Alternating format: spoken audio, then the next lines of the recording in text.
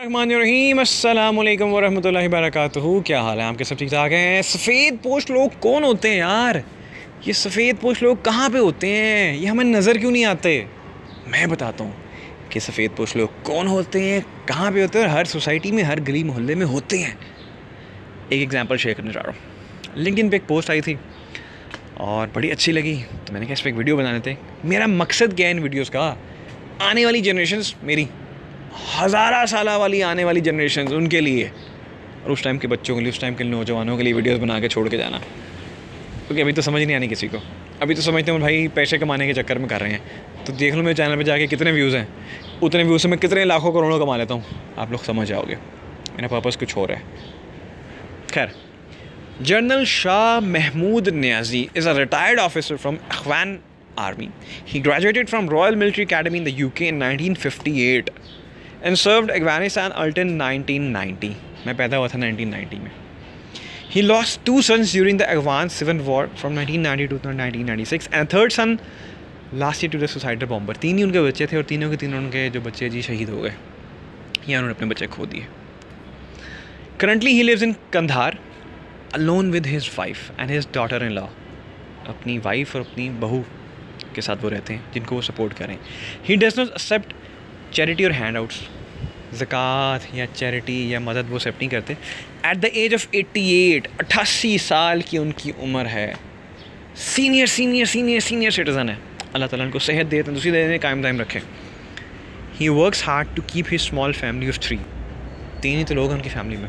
वो खुद हैं, उनकी वाइफ है और उनकी बहू है। हो सकता है उनका कोई आगे बच्चा भी हो, उनका यानी कि नवासा हो, सॉरी पोता हो। इस तरीके कार को, इस तरह की ज़िंदगी गुजारने को कहते हैं living with dignity and honour. और ये होते हैं वो सफ़ेद पोश लोग। और आई एम श्योर आपको हर गली मोहल्ले में इर्द गिर्द ये लोग नज़र आते हैं जिनको आप अवॉइड कर देते हैं। कोशिश करें ऐसों की मदद करें। अब वो किस तरह करनी है वो आपने डिसाइड करना है, वो आपने तरीका ढूंढना है। इस तरह मदद करें कि उनको बुरा भी ना लगे, उनकी ज़रूरत पूरी भी हो जाए।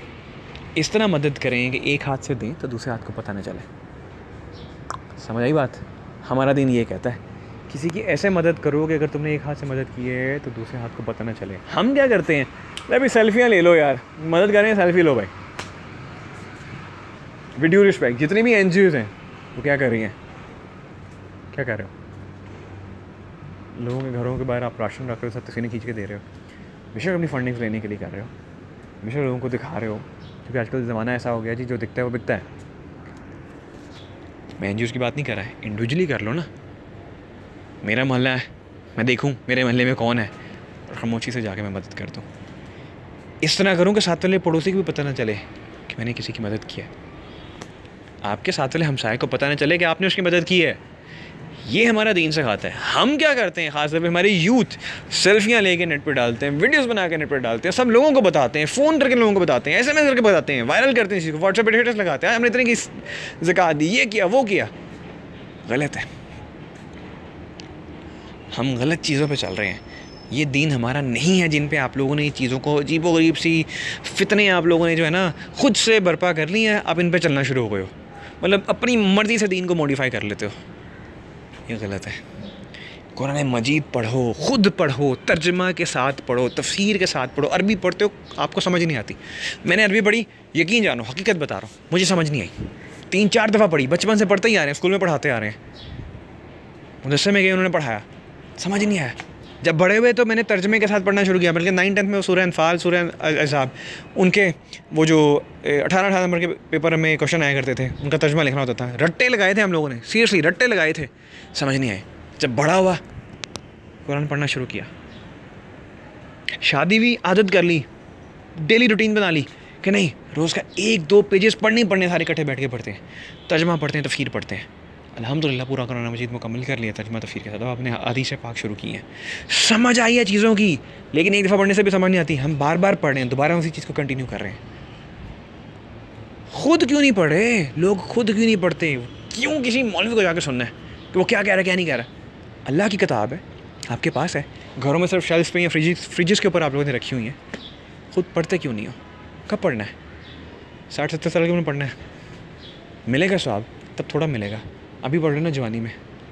मैंने दाढ़ी रखी, किसी पे सान थोड़ी किया, बस एक बात समझ आ गई मौलवी साहब की कि यार 60 साल की उम्र में जो दाढ़ी रखनी तब तो मेरे लिए मजबूरी होगी ना दाढ़ी रखना, क्योंकि तब क्या है 60 साल की उम्र में लोग दाढ़ी क्यों रखते हैं? अच्छा यार अब तो मरना ही है ना, दाढ़ी रख लेते हैं। अच्छा यार लोग इज़्ज़त भी करेंगे, हाजी साहब कहेंगे, क्योंकि तब ख़त्म हो गया था जिसम जवाब दे गया होता है, ज़िंदगी की सारी ख्वाहिशें ख़त्म हो गई होती हैं।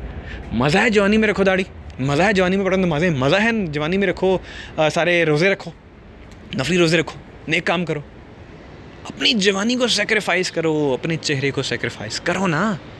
यहाँ पे तो हम करते नहीं है। बस ये अल्लाह तबारक व तआला ने हदायत देनी थी।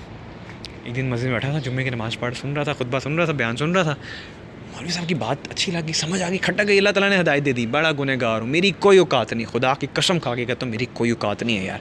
उमर फ़हीम इज़ नथिंग, कोई कमाल नहीं उमर फ़हीम का, अल्लाह सुब्हाना ताला का कमाल है। रसूल पाक सल्लल्लाहु अलैहि वसल्लम के सदके तवस्सुल उनके वसीले से अल्लाह मुझे दे देता है, और जो अल्लाह मुझे देता है वही मैं आपको सिखा देता हूँ, आप लोगों से शेयर कर देता हूँ। आप लोगों की मेहरबानी, आप लोगों को समझ आ जाती है, आप लोग उस पर अमल करते हो, आप लोगों को फ़ायदा होता है तो आप लोग मुझे दुआ दे देते हो, बस मेरे लिए यही काफ़ी है। तो ज़िंदगी में पैसा कमाना सब कुछ नहीं होता। इर्द गिर्द देखिए, ये हैं सफ़ेद पोश लोग जो किसी के आगे हाथ नहीं फैलाते, जो मरना पसंद करते हैं लेकिन हाथ नहीं फैलाते। ऐसों को ढूंढो, ऐसों की मदद करो, सिर्फ ज़कात के थ्रू मदद ना करो। ज़कात साल में एक दफ़ा निकलती है, माह रमज़ान के महीने में, वैसे साल में 12 महीने होते हैं। अपनी सैलरी में से 10%, ज़्यादा नहीं कहता, अपनी सैलरी में से 10% निकालो। 25,000 भी कमाते हो तो 10% का मतलब है 2,500 रुपया। 20,000 कमा रहे हो 10% का मतलब है 2,000 रुपया। 10,000 कमा रहे हो 10% का मतलब है 1,000 रुपया। 1,000 कमा रहे हो 10,000 का मतलब है 100 रुपया। यार क्या इतना मुश्किल है? ये लोगों को दो, इर्द गिर्द लोगों को देखो, उनकी मदद करो। ये चीज़ पे इम्प्लीमेंटेशन शुरू कर दो। अगर किसी चीज़ का नुकसान होना तो मुझे पकड़ लेना रोज़ा क़यामत। मैं ये गारंटी से बोल रहा हूँ। जितनी भी सैलरी कमा रहे हो, आज से इरादा करो कि 10% हम हर महीने किसी न किसी की वो अमाउंट निकाल के किसी की मदद करेंगे, किसी के घर राशन डाल देंगे, किसी की मदद कर देंगे, कुछ भी कर देंगे। ये अमल करो, देखो अगर कहीं नुकसान होता है ना तो मुझे पकड़ लेना रोज़े क़यामत। इतनी बड़ी बात कर रहा हूँ क्योंकि क्या है, डर कोई नहीं है, गलत बात नहीं कह रहा, इस चीज़ को एक्सपीरियंस किया है, करता आ रहा हूँ, करता रहूँगा, अपनी नस्लों में डेवलप करके जाऊँगा। 7.5 साल हो गए जॉब करते हुए, 7.5 साल में ये मैंने तरीका इम्प्लीमेंट किया हुआ है। हर महीने जो कमाता हूँ, शुरू में जब भी कमाता था 25,000 रुपये मेरी नौकरी लगी थी, 10% से शुरू किया था, 2,500 रुपया निकालता था लोगों के लिए। अब अल्लाह का शुक्र है वो 10% को 15% पे 17% पे ले गया हूँ।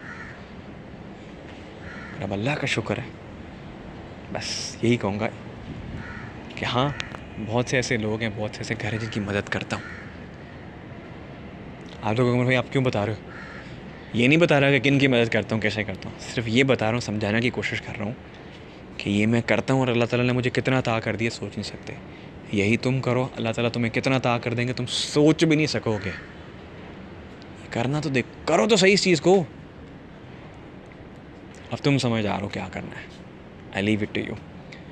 मेरा काम सिर्फ आपसे सही और गलत, सही रास्ते पे चलने के क्या फ़ायदे हैं, अल्लाह कैसे नवाजता है, वो काम आपसे शेयर करना है। गलत रास्तों पे चलने से क्या नुकसान होते हैं वो आपसे चीज़ें शेयर करना है।